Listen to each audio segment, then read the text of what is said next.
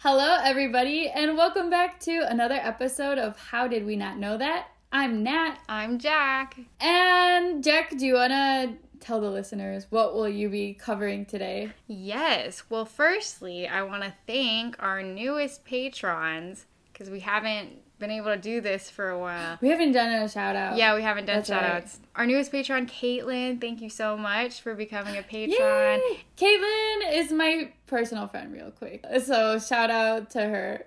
Also, your sister, Jenny. Yes, my sister Jenny, which actually on the day that we are recording, it is her birthday. So happy birthday to my sister, Yay. Jenny. And thank you for supporting us by giving us money, but yeah.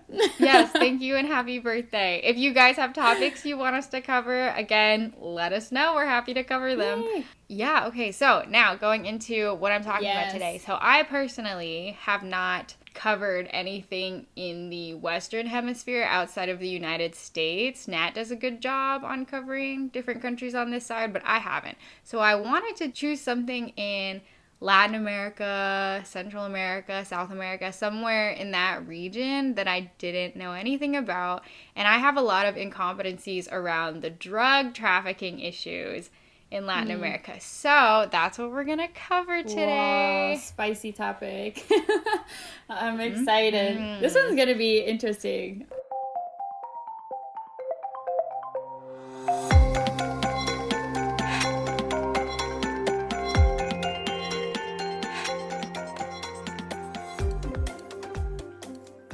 A listener of ours, shout out to Andrew, recommended that we start including questions in order to help us study for the Foreign Service Officer test. If you're not studying for it, don't worry, then this is just good trivia practice. But before we start this episode, I'm going to pose a question and then we'll answer it throughout the episode and then also give you the clear answer at the end. Our question for this episode is, which country is the largest importer of illegal drugs? Oh, it's a good question. Keep that question in mind. Let's get into the episode. The history of drug trafficking in Latin America really reveals how ongoing and complex these challenges are. It also reveals the way our efforts to suppress the drug trade in one country result in a shift in production and distribution to another country. So it's been ongoing, it's very complex, not that easy to solve, and deserves a lot more attention than just flashy media articles. Nice. In the late 1800s, drugs such as opium had already been present and used in the United States. So the first bits of opium came from the Dutch East India Company. However, Mexico was also able to produce their own opium poppy plant. Mexico is also able to produce marijuana.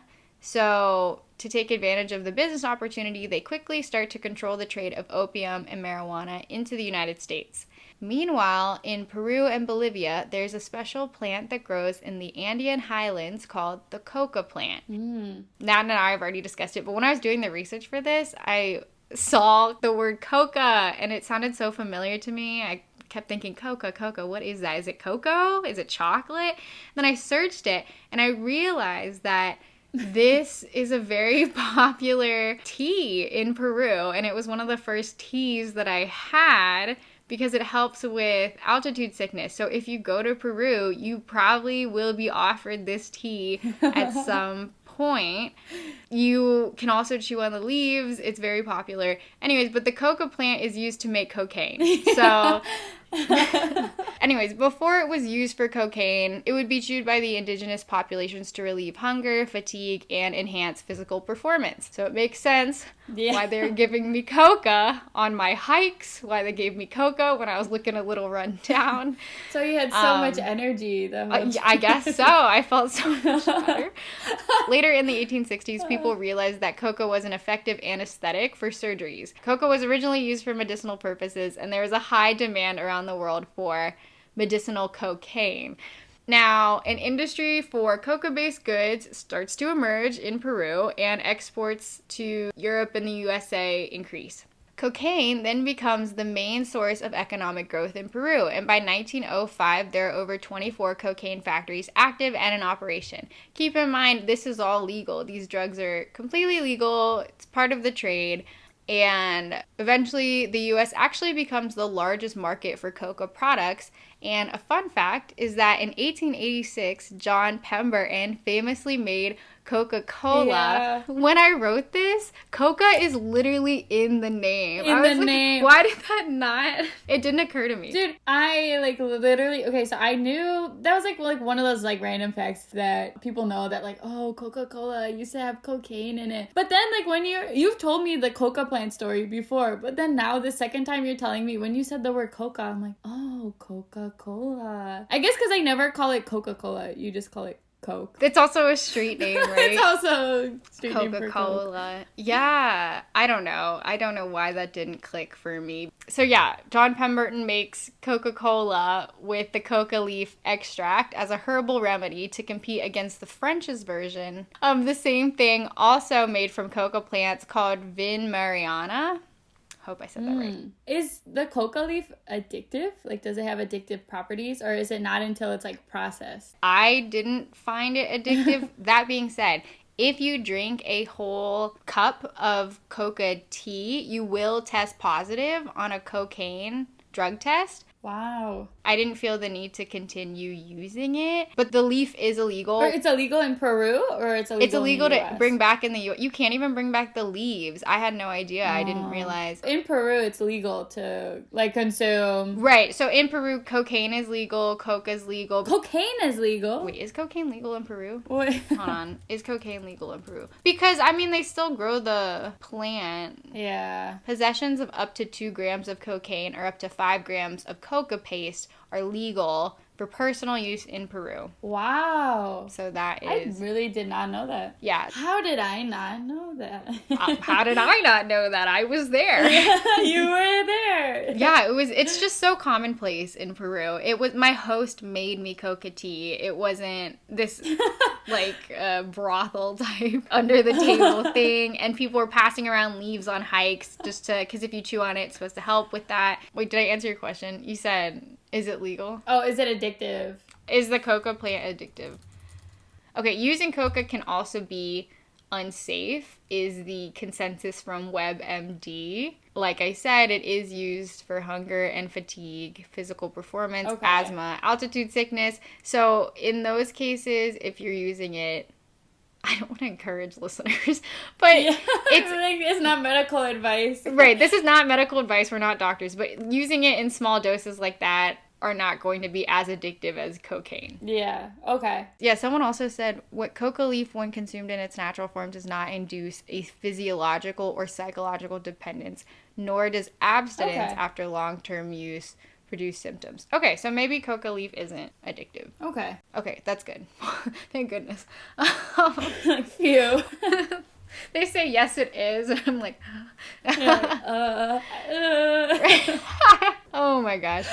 Okay, so let's go into the 1900s. So, first decade of the 1900s. Eventually, the USA notices that people are getting addicted and the delicate fabric of American society is being compromised. So, they start to outlaw these drugs. By 1909, the USA outlawed the importation of opium and the use of opium through the Smoking Opium Exclusion Act, and now the trade is illegal in the USA. Also, side note, I don't like the way they name that because you know that it has parallels to the Chinese Exclusion Act. Yeah, I was just about to say. Yeah, and they also, of course, blame the Chinese for the importations because a lot of it was coming from Chinese immigrants. They were bringing in opium, but the Chinese were addicted because England brought it to them, so they didn't feel any moral remorse for also getting Americans addicted. Anyways. What goes around comes around. Yeah, exactly. So, in 1914, the Harrison Narcotic Act outlawed cocaine in the United States. So now the coca trade with Peru is illegal. And in 1935, marijuana becomes more strictly regulated. So that's not illegal yet. But now, at this point, we have cocaine is legal, heroin's illegal, coca, opium. Okay. In addition to those laws, the U.S. also tries to lead an international drive to ban cocaine. So they want it illegal on a global scale. However, the League of Nations and producers of cocaine, such as Peru, the Netherlands, and Japan, resist the effort. So that's another fun fact, is that both the Netherlands and Japan also grew their own versions of cocaine. Really? Yes. Wait, I had no idea. Drug laws in Japan are like extremely strict. So that is really, today at least, so that's really surprising that they had their own cocaine market. Legal cocaine market. I wonder why the US tried so hard to make it illegal worldwide. Like maybe they were like, okay, it's not going to be legal here and we don't want anyone else to like profit off of it. That's probably why. It could be. A lot of this is about money, right? This is why it's an ongoing issue. So I wouldn't be surprised that the U.S. didn't want other people to profit off of it. This is all happening at the same time as the Prohibition era in the United States. So they're outlawing alcohol. It's very savior-oriented, where we need to outlaw all these sins and vices from society. But I do feel that there could have been monetary gain from that as well. Yeah, for sure. So, because it's all outlawed, now all these drugs must be sold on the black market if you want to get those US dollars. Mexico is also conveniently located beside the USA, so as a result, we see the illegal production and trafficking network start to develop in Mexico by the early 1900s. Because, that's the best way to get to the U.S. Yeah, it makes sense. It's location, honestly. It's like, where's the production coming from? Where's the location? I feel as if the countries involved, it's unavoidable for them to become involved. Yeah. Because geographically, you are in the way. Yeah, you're stuck in the middle. So whether you like it or not, it's going to happen. So now we get into the Mexican trade routes evolving. So Europe originally produced much of the trafficked opium, and because of the Panama Canal, transporting the opium from the Atlantic to the Pacific was much easier. The drugs would then go through Nicaragua and enter Mexican ports. It was then passed up through the border towns of Mexicali and Tijuana into San Francisco and Los Angeles. So, like we said, Mexico already had opium production, but this started to increase after Mexico prohibited the import of opium in 1920. However, despite the increase in production of the Mexican poppy, the farmers couldn't meet market demands, and so traffickers start to illegally import opium and morphine produced abroad. Oh, do you know like where those are being produced? I think, isn't there a lot of opium production like in the Middle East? Doesn't it like grow a lot there? Today, yes. Yeah, today. For sure. Okay. During this time, the majority of it was coming from Europe. So. Okay. Wow. Mm-hmm. There's a lot of crime being committed now in Mexico because the imports are illegal and they have to get around that because there is still a market demand. So then the Mexican government also tries to ban marijuana in 1920, but production was still being measured in the tons by 1930. Oh, wow. Yeah, so that outlaw did not work. Wow. I know. And a lot of the emergent political class in the 1920s viewed trafficking as just a business opportunity. And so politicians in the northern states started to manage, allow, and regulate the trade with local power arrangements. This is in Mexico, I should clarify. Thus, a network of traffickers evolved from multiple countries, and they work closely with local political elites and law enforcement. Okay, yeah. I'm just thinking, like, once it gets that involved with, like, government and law enforcement, that's hard to reverse. How do you stop that? Right. It's so lucrative that most people don't see a problem. So many people believe that the direct involvement of local political elites played an important role in actually reducing conflict and violence over the drug trade at that time in Mexico. Oh, really? Yeah. And then eventually marijuana is introduced to Colombia before World War I from Panama. And Colombia also joins the drug trade. And by the 1940s, the Colombian government notices how much cultivation and consumption it took up, and they try to initiate an anti-drug campaign as well. Cuba also emerges as a transit point and destination for illicit narcotics in the early 1900s. So, as we can see, a lot of countries are starting to get pulled into the trade. Yeah. Just, like, the more countries that get involved, like, the more entrenched this, like, black market drug trade route becomes. Right. And more difficult it gets to stamp it out, because if you just stamp it out in one country, another country's going to take over, which we're really going to start to see. So after World War II, we enter a new global context in the unstable political environment of post-war Latin American politics. The production and distribution of drugs becomes both more organized and more regional in scope as it continues to shift across Latin America. So this period is when we start to witness the massive expansion of drug trade-connected violence. Okay. The United Nations adopts a goal of eradicating the Andean coca bush in 1948. Due to the outside pressure, Peru criminalizes cocaine, but then a trafficking network emerges and connects Lima, Peru to Havana, Cuba, and New York City, as well as other North American urban drug scenes.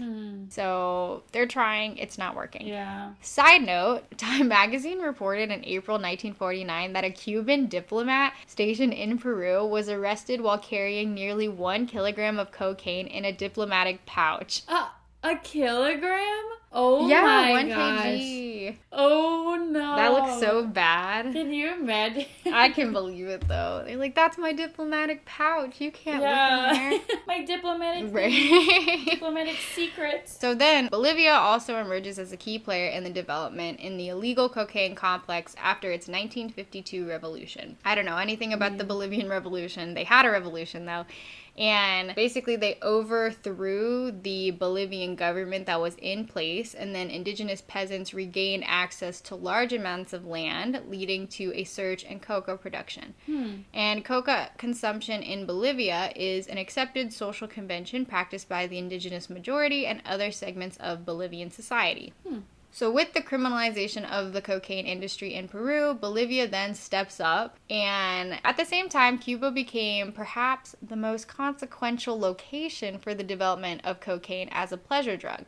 Havana was one of the first post-war global sin capitals, quote unquote. And by 1954, Havana actually had the most Cadillacs per capita of any city in the world, as it was where American mobsters mingled with their counterparts from Mexico and Central and South America. Wow. For anyone who doesn't know, a Cadillac is a very expensive car. So it just goes to highlight how much money was going into Cuba. Yeah. So through the 1960s and 1984, there is a further rise of Colombia as the dominant producer and trafficker, while the Mexican government attempts to curb marijuana and opium production. Now, this period also witnesses a sharp spike in violence with the drug trade. Now, we'll go into the 1970s. So it's just growing and growing throughout this time. And in the late 1970s, this is where we start to see more organized gangs, I would say, organized cartels. Okay. In the late 1970s, the Medellin cartel, founded by Pablo Escobar,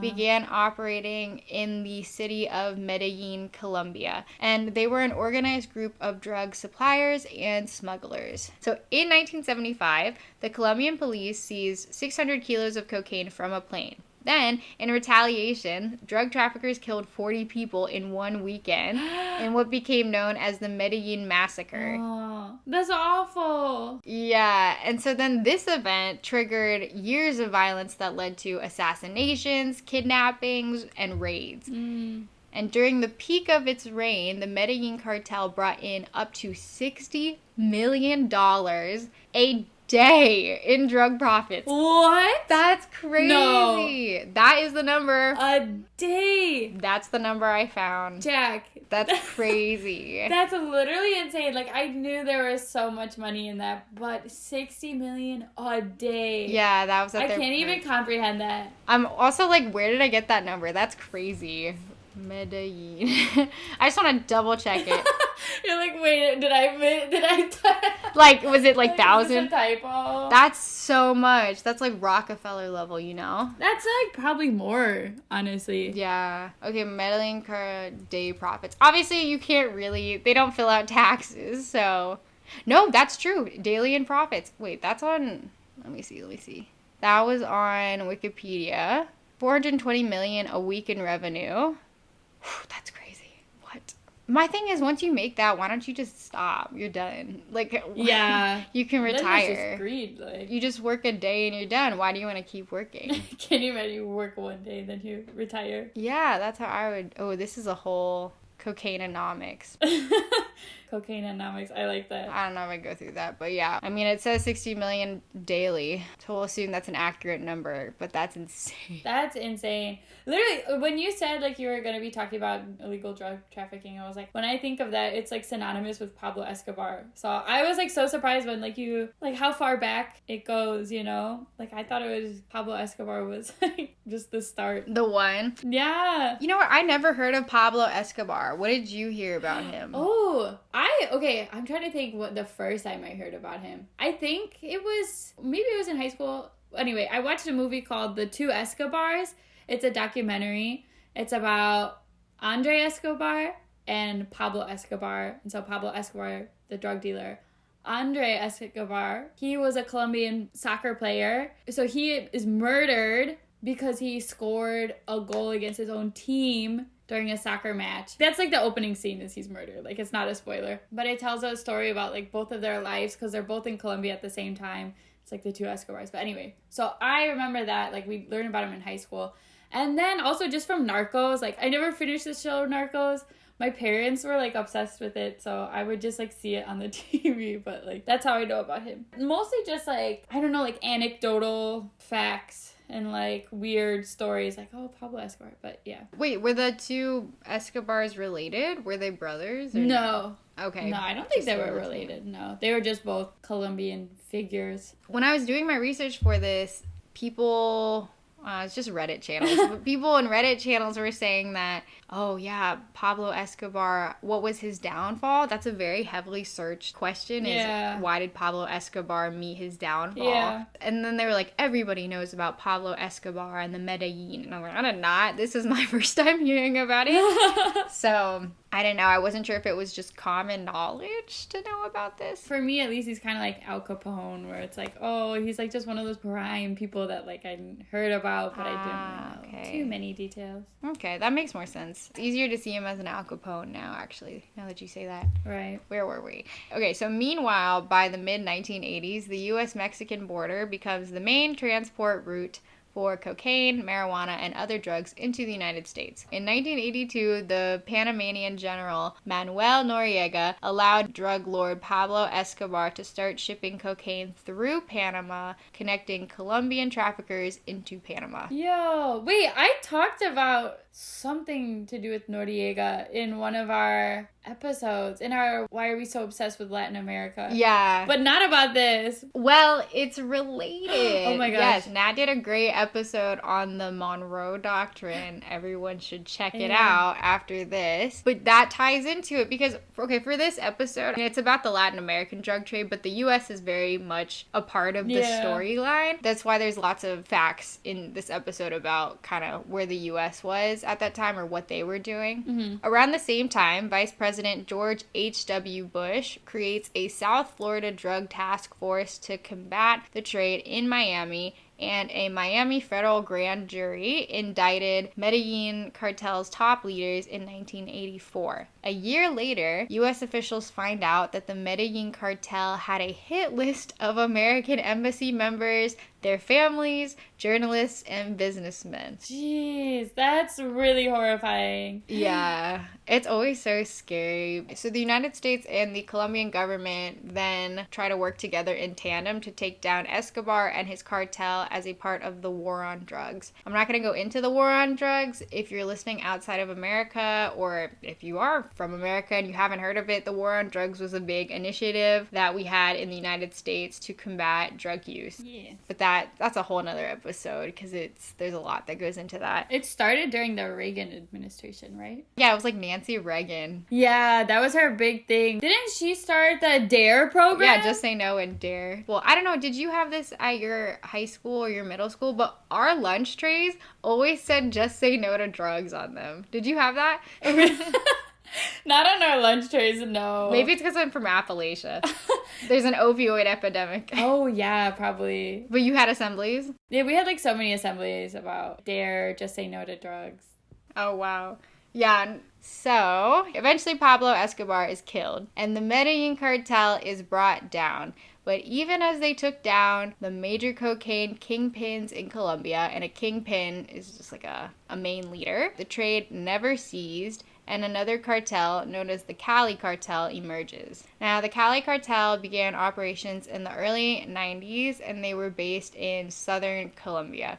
At their peak, it is speculated that they had control over about 80% of the cocaine supplied to the United States. Wow. By mid-90s, the organization became a multi-billion-dollar smuggling business, billion with a B. But then, in 1995, top Cali cartel members were captured and arrested, and a year later, all of the Cali kingpins were behind bars. At this point, the bulk of the drug trade was then inherited by Mexican organizations after the fall of the Colombian cartels. As soon as you end it in one country, it just goes to another, you know? With these drug cartels, and I wonder if it's changed over time, but like, is it a situation where it's like, oh, steal from the rich, give to the poor, like they're helping the communities? Or is it like they're just bringing violence to this community and like people are forced into the drug trade whether they like it or not? Like, did you do any research about that? Yeah, there are two sides to that. The people who are profiting off of the drug trade actually tend to be social elites in these countries. Their families have been involved in the drug trade for a while, and of course, now they're wealthy, so they're elites. However, the drug trade has also given opportunities to people who are not in that social class, such as farmers and labor workers, to make money. And it's very dangerous. Whether or not you agree with it, though, it does provide a way to make money. And it also allows you to make more money than you might had you done a traditional route to become a doctor, a laborer, you know. So there's two sides to that. It just depends. Yeah. Mexican families in the state of Sinaloa had a long history of trafficking marijuana and opium into the United States. But the formation of the modern cartel structure we see today did not begin until the Colombian kingpins had fallen. So it's fairly new, actually. The Sinaloa Federation formed in 1989 and became one of the largest and most well-known Mexican drug cartels. According to the U.S. Attorney General's office, the Sinaloa cartel imported and distributed almost 200 tons of cocaine and heroin between 1990 and 2008. Oh my goodness. How does that even... I don't know. Where do you store that? How do you move that? Yeah, like, how are you getting it through? That blows my mind. Just from a logistical level. Okay, well, fun fact. I was going to save it for the end, but this is an appropriate time. A lot of these drugs are coming in through designated U.S. checkpoints. Oh, So how do you get tons and tons of drugs through undetected at a designated U.S. border checkpoint? It's not undetected. That's what I think. Wow. Maybe it's too risque to say, but it's not just snuck through a hidden mountain. Yeah, that's crazy. Anyways, so Joaquin El Chapo Guzman led Sinaloa beginning in 1989, and by 2003, the United States Department of Treasury considered El Chapo as the most powerful drug trafficker in the world. Wow. I have a fun El Chapo story. Oh, you can tell me, yeah. Basically, okay, so when El Chapo, it's like spoiler alert, when El Chapo was finally arrested, they held him in a prison in downtown Chicago. And I was on a high school field trip, and we happened to walk by. It's a big prison that's in Chicago. We walked outside the building. My photography teacher was like, oh, El Chapo's here right now. That's it. It's not an exciting story, but... I thought you were about to say you met him or something. No, I didn't meet El Chapo, but I was near him. At the same time. Okay, that's cool. It's a fun story. Yes, El Chapo is eventually arrested. He escapes from prison several times. Then eventually he's recaptured by Mexican authorities in 2016. Yeah. Very recent. That's when I was near him. In early 2017, he was extradited to the United States to face criminal charges. To Chicago. So that's the end of El Chapo. We got the inside scoop from Nat here. Another Mexican cartel known as Gulf started in 1920s, but they didn't gain ground until the 1980s. So Gulf was the main rival of the Sinaloa in Mexico, and they were made up of former elite members of the Mexican military, also known as Los Zetas. Oh, wow. The Los Zetas were basically the hitman for the Gulf. So Los Zetas had a reputation for ruthless violence, which included, trigger warning, leaving body parts in public places and posting killings on the internet. Oh my god. So eventually the Gulf and the Los Zetas split. When the two groups split in 2010, there was a bloody fallout that has been called the most violent period in the history of organized crime in Mexico. So the newer cartels continue to emerge in Mexico, and the impact of the violence is still felt today. As a result of U.S. interference in the Colombian trade to the coast of Miami, Mexicans had picked up considerable influence in trafficking drugs across the expansive land border. Right, so the land at the drug trafficking corridors is becoming priceless, and various cartels would start to fight for territory in a series of wars starting in 2006. And these have resulted in at least 160,000 deaths and tens of thousands of more disappearances. Oh my god. So, another critical turn in the conflict was with the 2006 election of Felipe Calderón to the Mexican presidency. He declared that the government would fight the drug cartels, but this decision sparked an escalation in violence that has developed into the more recent wars we've seen over the last decade and a half. It's really unfortunate to hear, because every time they try to take a step forward, a lot of people really do get hurt and killed. So Yeah. I guess I didn't realize that this was like the most violent time period that we were in, because like 2006, how do I phrase that? You know what I'm trying to say? Like growing up, I guess we've just been seeing the height of it. So I didn't realize that this was like the height, and that it didn't always used to be this bad. yeah. Oh, that's interesting. I think that now we're old enough to get it, but even now, do you feel like you understand the seriousness of the drug trafficking in Latin America? No, I don't think so. Like, it's not something that I have like ever studied in depth, or like that I really hear about that much. I don't know, like immigration is a really big topic that's debated in the US now, but I feel like we don't really talk about the roots of the drug trafficking issue in regards to immigration. Right. So despite the efforts against it, violence continues to erupt around the drug trade, and the entire hemisphere is facing a series of crises related to drugs. Mexican cartels still control most of the trade, but these cartels have fractured and splintered into more elusive, localized entities in response to conflicts amongst each other and the governments of the US and Mexico. Okay. So it's a lot more like smaller cartels rather than one big one that's easy to take down. I see. Right. Before it was just mostly the Sinaloa, and then the competing Gulf also emerged eventually, but then now it's a lot of smaller, almost startups in the space. That's an interesting way to put it, but yeah. Is it not? Is it not a very successful startup? Yeah. I mean, it literally is.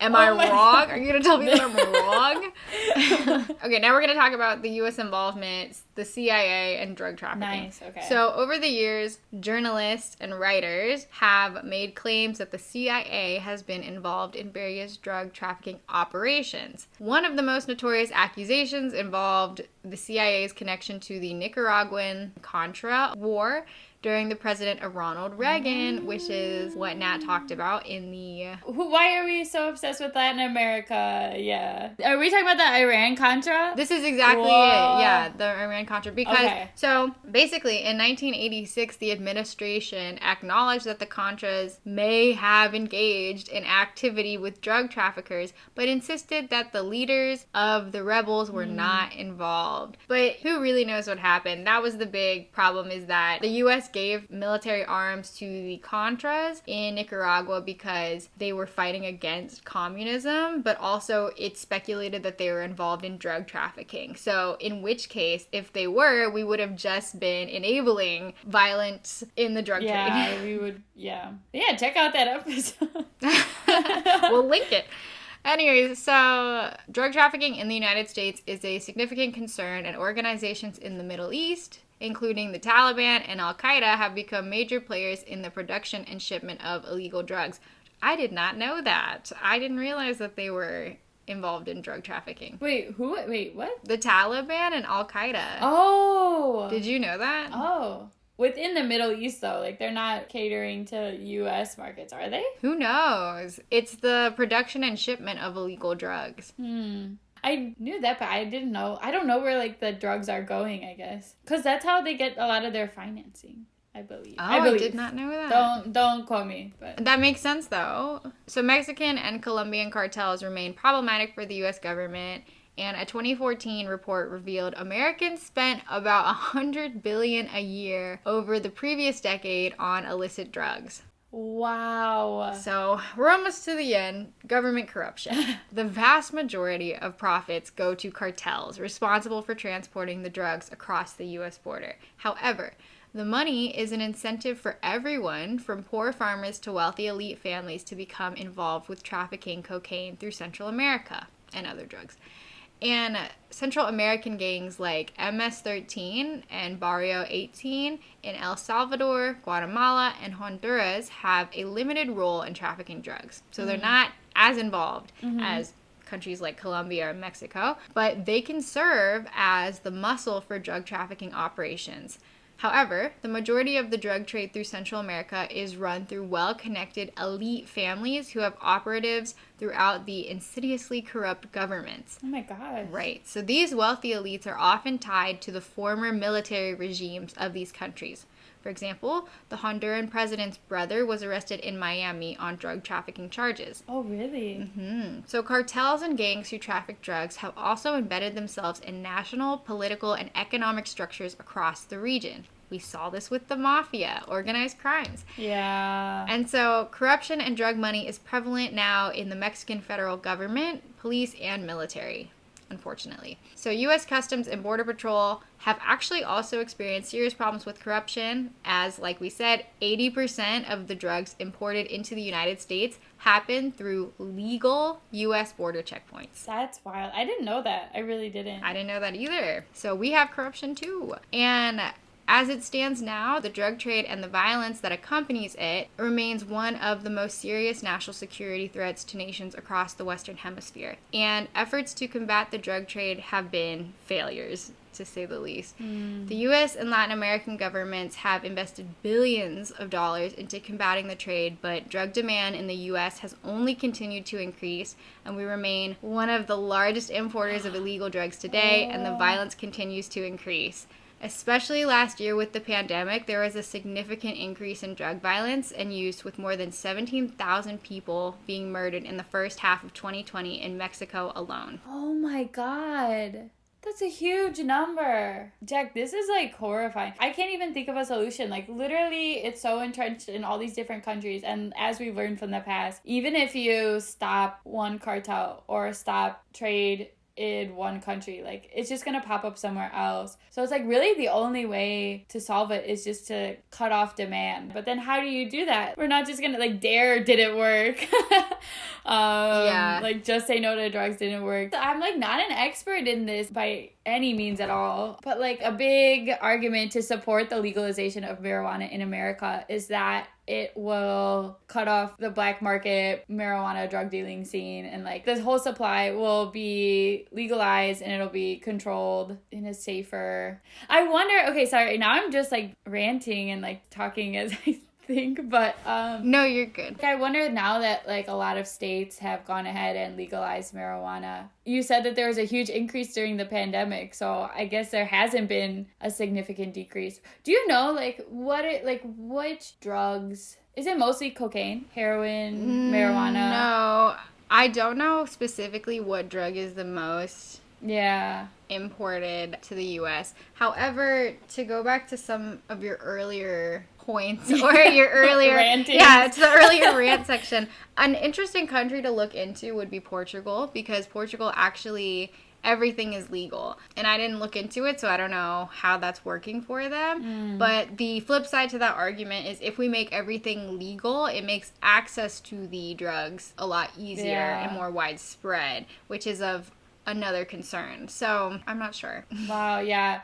And again, just to our listeners, like, I am not supporting one side or another. Like, I'm not trying to make an argument right now. I'm just genuinely curious. I don't know what the options are. And obviously, there are so many people trying to figure this out, but it's just a really complex issue. This episode has left me with like so much to think about.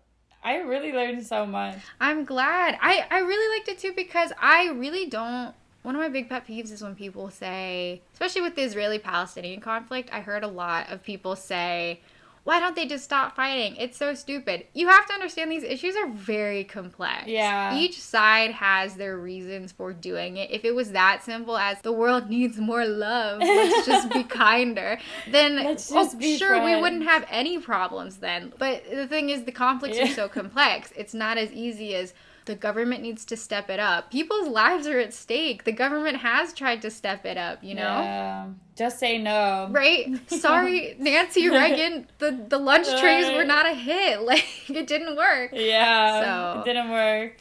Man. Yeah. But it's eye-opening, and hopefully we can all come from a space of deeper understanding on how challenging this conflict really is. And then, to close, though, I mean, I mentioned it, but Nat, do you have your guess for what the answer of who is the largest importer of illegal drugs? Which country? I googled it before, but okay, if I had not googled it before, I guess I would have thought the US is up there. I really can't think of any other country that. Yeah, I remember I saw this and the choices were the Netherlands, maybe India, the United States, and somewhere else. I guess the Netherlands. I don't know why. But, no, the answer is the United States. So, there you go. If you see that on your foreign service exam, you know, we are the largest importer. Dang, that's, like, surprising me, too, just, like, based on population. My guess, would have been, like, China or India, just because of the pure amount of people. But not quite. Thank you, Jack, and thank you to everyone for listening to another episode. We will see you guys next week. Yeah, bye!